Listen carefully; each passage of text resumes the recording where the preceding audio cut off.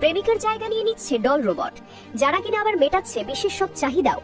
প্রযুক্তির এই চরম শিখরে দাঁড়িয়ে বর্তমান বিশ্ব আজ এক অদ্ভুত এবং কিছুটা শঙ্কার সন্ধিকর্ণে এসে ঠেকেছে।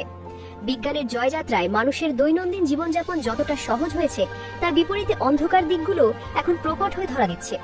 বিশেষ করে কৃত্রিম বুদ্ধিমত্তা বা আর্টিফিশিয়াল ইন্টেলিজেন্স যখন মানুষের একান্ত ব্যক্তিগত আবেগ এবং জৈবিক চাহিদার জায়গায় ভাগ বসাচ্ছে, তখন সমাজবিজ্ঞানীদের কপালে চিন্তার ভাঁজ পড়াটা খুবই স্বাভাবিক।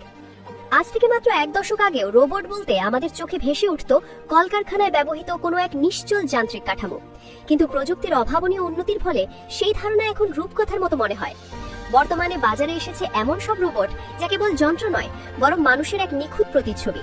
এসব কৃত্রিম বুদ্ধিমত্তা সম্পন্ন রোবট বিশেষ কাজে পারদর্শী এবং তাদের ডিজাইন করা হয়েছে অত্যন্ত সুচারুভাবে।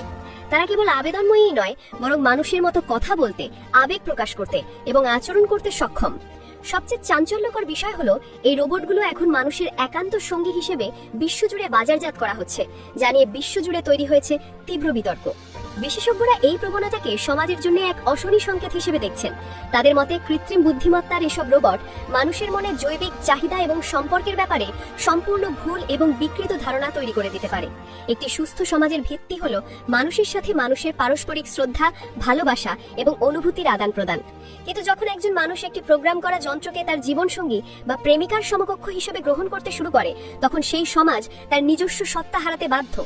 ব্যবসায়ীরা এই রোবটগুলোকে নিখুঁত সঙ্গী হিসেবে প্রচার করছে, যা বিশেষজ্ঞদের মতে এক ভয়াবহ বাণিজ্যিক চক্রান্ত, কারণ একটি যন্ত্র কখনোই মানুষের বিকল্প হতে পারে না। এই ধরনের চিন্তা মানুষের স্বাভাবিক সামাজিক বিবর্তনকে বাধাগ্রস্ত করছে।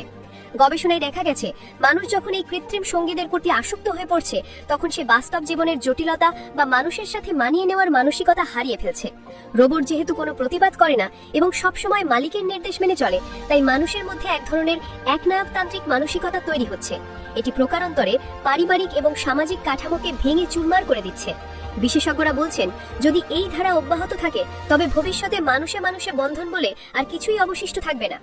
এই চাঞ্চল্যকর পরিস্থিতিতে বিশেষজ্ঞরা মনে করছেন, যারা এই ধরনের কৃত্রিম বুদ্ধিমত্তা সম্পন্ন রোবট তৈরি এবং বাজারজাত করছে, তাদের নৈতিকতার বিষয়টি গুরুত্বের সাথে বিবেচনা করা উচিত। শুধুমাত্র মুনাফার লোভে একটি প্রজন্মকে ধ্বংসের দিকে ঠেলে দেওয়া কোনোভাবেই কাম্য নয়। উৎপাদনকারী প্রতিষ্ঠানগুলোকে আরো অনেক বেশি দায়িত্বশীল হতে হবে। প্রযুক্তির উদ্ভাবন যেন মানবিক মূল্যবোধকে ছাড়িয়ে না যায়, সেটি নিশ্চিত করা এখন সময়ের দাবি। পাশাপাশি রাষ্ট্রীয় এবং আন্তর্জাতিক পর্যায়ে কঠোর নীতিমালা প্রণয়নের দাবি জানিয়েছেন সংশ্লিষ্টরা।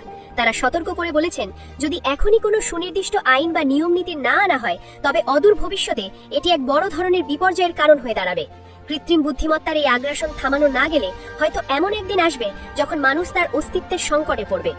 প্রযুক্তির কল্যাণে কাজ সহজ হবার আনন্দ তখন নিরানন্দে পরিণত হবে। রোবট যখন মানুষের শয়নকক্ষে প্রবেশ করে তার প্রেমিকার জায়গা দখল করে নেয়, তখন বুঝতে হবে আমরা এক গভীর নৈতিক অবক্ষয়ের দিকে ধাবিত হচ্ছি। সমাজ এবং মানবিকতাকে রক্ষা করতে হলে প্রযুক্তির ব্যবহারের সীমা নির্ধারণ করা এখন অনিবার্য হয়ে দাঁড়িয়েছে।